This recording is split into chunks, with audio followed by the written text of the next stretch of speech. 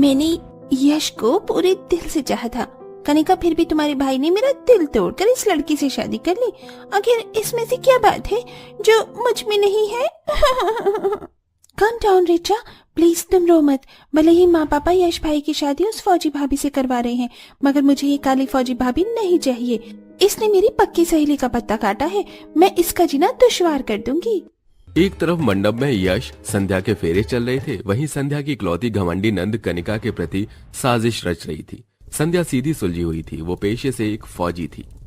सर्व मंगल मांगल्ये शिवे सर्वार्थ साधिके शरण्यं त्र्यंबके गौरी नारायणी नमोस्तुते। विवाह संपन्न हुआ, वर वधू बड़ों का आशीर्वाद ले लीजिए। आंखों में आंसू लिए संध्या माँ के पैर छूती है। झुक झुक जीती रहे मेरी बेटी, सदा सुहागन रहे, खुश रहना। समधी जी, समधन जी, आज से मेरी संध्या आपके घर की बहू हुई। निश्चिंत रहिए सावित्री बहन, संध्या को हम अपनी बेटी बनाकर रखेंगे। ससुराल वाले संध्या को विदाई करवा के ले आते हैं, जहाँ आरती की थाली माँ के हाथों से लेते हुए कनिका स्वागत करवाती है। माँ लाओ आरती की थाली, मुझे तो मेरी फौजी भाभी का स्वागत मैं करूंगी। आजा तू कर ले। दिखावटी खुशी जाहिर करते हुए कनिका फूल बिछाकर स्वागत करती है। संध्या भाभी, अब इन फूलों पर चलकर अंदर आ जाइए। कनिका, ये फूल बिछाने वाली फॉर्मेलिटी की क्या जरूरत थी? तुझे पता है ना, तेरी भाभी फौजी है। संध्या को कभी चट्टान, कभी बर्फ, तो कभी अंगारों पर भी चलना पड़ता होगा। क्या भैया, मैंने कितने मन से फूल मेरी फौजी भाभी के लिए बिछाए थे। कनिका, तुम खफा क्यों होती हो? तुमने इतने प्यार से ये फूल से मेरे स्वागत में बिछाए हैं, इसके लिए तहे दिल से शुक्रिया। संध्या खुशी खुशी सुखी जीवन के सपने संजोई हुए ससुराल में पांव बढ़ाती है। वेलकम होम मेरी फौजी भाभी। अभी तक तुम इन फूलों पर चलकर आ रही हो, लेकिन मैं तुम्हारे रास्ते में इतने कांटे बिछा दूंगी कि तुम बहुत जल्द इस घर से बाहर होगी, क्योंकि मुझे फौजी भाभी नहीं चाहिए। रात काफी हो गई है, चलिए गायत्री जी, चलकर आराम किया जाए। यश, बहू को भी कमरे में ले जा, उसे भी थकावट हो गई होगी। जी पापा, चलो संध्या। अपनी फौजी भाभी और भाई को कमरे में जाता हुआ देखकर कनिका हाथ मलते हुए षड्यंत्र रचती है। मुझे इन दोनों को करीब आने से रोकना होगा, कुछ सोच कनिका। सच कहूँ तो आज तुम्हारा पति बनकर मैं बड़ा गर्व महसूस कर रहा हूँ संध्या। इतनी खूबसूरत, बहादुर, जिंदा दिल लड़की मेरी हमसफर जो बन गई है। जब पहली बार तुम्हें देखा था, पता ही नहीं चला कब तुमसे प्यार हो गया। यश के प्यार का इकरार सुनकर संध्या शर्मो हया से पलके झुका लेती है। तभी संध्या का फोन बजता है। इतनी रात को कर्नल सर का फोन? हेलो, जय हिंद सर। फौजी संध्या, एक बुरी खबर है। कुछ कश्मीरी काफिरों ने बॉर्डर पर हमला बोल दिया है। कमांड से ऑर्डर है, आपको आना होगा, over and out. Sandhya phone काट देती है और नम आंखों से कहती है, मुझे जाना होगा यश जी, बॉर्डर से फोन आया था। अब इस वक्त? पर आज तो हमारी सुहागरात है, हमने कुछ वक्त भी साथ नहीं बिताया है। यश जी, मैं आपकी पत्नी होने से पहले एक फौजी भी हूँ। इस वक्त मेरे वतन को मेरी जरूरत है। उम्मीद करती हूँ इस पल में आप मेरी कमजोरी नहीं बल्कि मेरी ताकत बनेंगे। संध्या फौजी की वर्दी पहनकर बॉर्डर पर जाने के लिए तैयार हो जाती है। कमरे के अंदर से सास, ससुर, गायत्री, नरेंद्र निकल कर आते हैं। बहू, यश, तुम दोनों को इस वक्त कमरे में होना था, यहाँ क्यों हो? और बहू, तुमने ये फौजी की वर्दी क्यों पहनी है?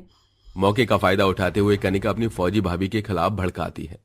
वही तो मैं भी कह रही हूँ माँ, भाभी आज तो शादी करके आई हैं और देखो बॉर्डर पे जा रही हैं। भाई कितने उदास हैं। आखिर इस घर के प्रति, हम सब के प्रति और खास करके भाई के प्रति इनकी कुछ जिम्मेदारी है कि नहीं? मगर उन्हें तो अपनी फौजी की नौकरी प्यारी है। कनिका, मैंने वतन की हिफाजत की शपथ खाई थी। माँ जी, आप तो समझिए। गायत्री बिना कुछ कहे अंदर से आरती की थाली लाकर जंग पर जाते हुए फौजी बहू को तिलक करती है। जाओ संध्या बहू, विजयी भव, जीत कर आना। माँ, मैं संध्या को स्टेशन तक छोड़कर आता हूँ। संध्या को बॉर्डर पर गए कुछ दिन गुजर जाते हैं। अपनी फौजी भाभी के पीठ पीछे कनिका अलग से खिचड़ी पकाने लगती है। जब तक मेरी फौजी भाभी बॉर्डर पर है, मैं उस रास्ते के कांटे को हमेशा के लिए निकाल फेंकूंगी। बस मुझे भैया की दुखती नस पर हाथ रखना है। कनिका झूठे आंसू रोते हुए अपनी माँ के पास आकर उसे इमोशनली ब्लैकमेल करती है। कनिका, क्या बात है, क्यों रो रही है तू? रो नहीं तो क्या करूं डैडी, मुझसे यश भैया की ऐसी हालत नहीं देखी जा रही।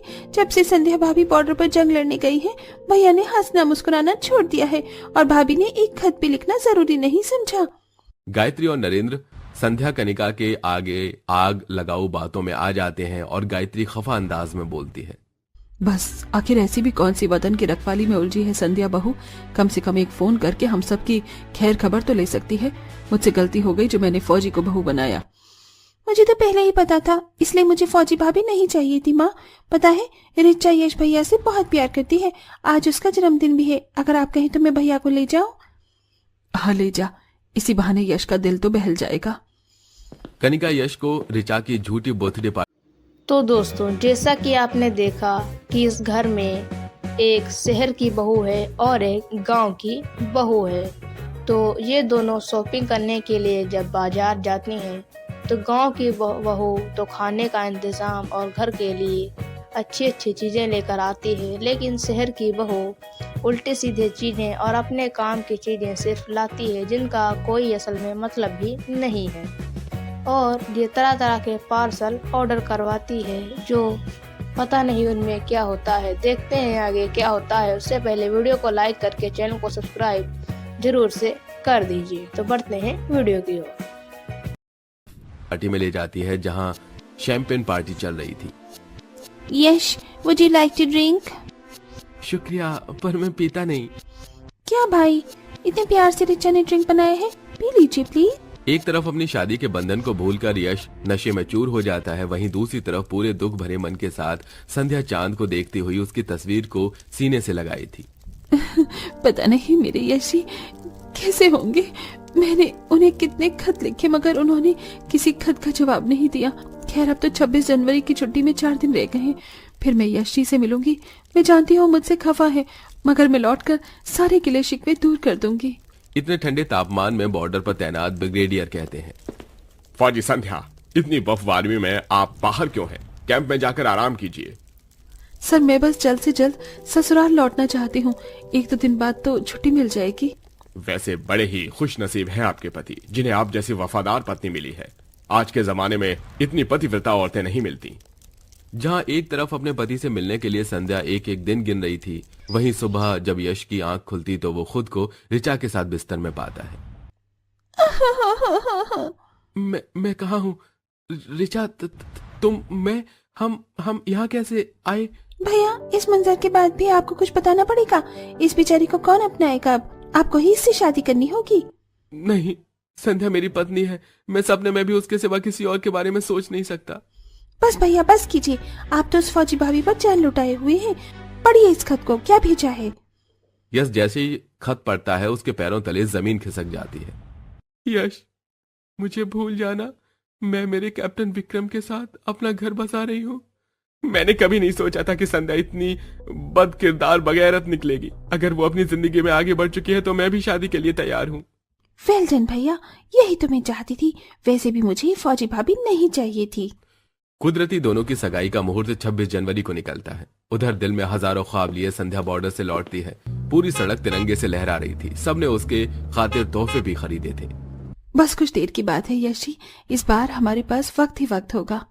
जैसे वो ससुराल पहुंचती है तो वहां महफिल जमी हुई थी और यश रिचा को अंगूठी पहना रहा था। ये मंजर देखकर संध्या का दिल टूट जाता है। डबडबाई आंखों से वो कहती है, ये नहीं हो सकता यशी, आप शादी कर रहे हैं।